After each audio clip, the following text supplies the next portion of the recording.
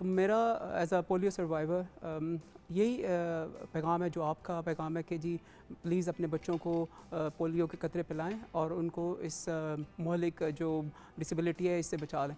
लेकिन मैं अपने बताऊंगा कि मेरे साथ आपकी कहानी कहाँ से शुरू जी होती है? मेरी कहानी शुरू होती है जब मुझे 2-2.5 साल में बहुत ज़्यादा शदीद बुखार हुआ। मेरी वालदा ने बताया कि जी मेरी पहले तो मैंने ये जंग लड़ी कि मैं उस मौत की कश्मश ज़िंदगी की कश्मकश से निकला, और जब मैं चलने के काबिल हुआ तो उनको रियलाइज़ हुआ कि मेरे में राइट साइड जो है वो कमज़ोर है और वो यानी कि उनको उस वक्त पता नहीं चला कि आपको पोलियो का अटैक हुआ है। तो वो ये समझ रहे थे कि बुखार हुआ है और मेरी हालत ख़राब हो थी। जाता है जी और जी मतलब छोटे बच्चों को, जी जी और जी जब हम लोग जी छोटे जी थे जी तब सिचुएशन बड़ी मुख्तलिफ बिल्कुल थी। ये बात उस वक्त नहीं पता चला, लेकिन फिर रियलाइज़ हुआ कि जी कमी है।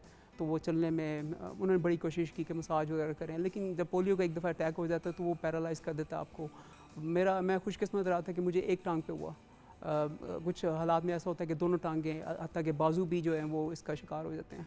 तो खैर वो ज़िंदगी ऐसे आगे बढ़ी। तो जब मैं 8 साल का हुआ तो वो बच्चा जो 8 साल की उम्र में चलता था, गिर जाता था, चलता था, गिरता था, और अल्लाह पाक ने ऐसा एक इंसिडेंट करवाया कि मुझे रियलाइज़ हुआ वो मोमेंट जब मुझे पी टीचर्स ने स्कूल ने कहा कि उसको तुम नहीं तो पता। बैठ जाओ। नहीं, उसने ये कहा कि क्योंकि उसमें थोड़ा सा चल लेता था लेकिन ऐसा चल नहीं सकता था, तो उसने समझा कि शायद पी है तो सबको दौड़ लगवा दें।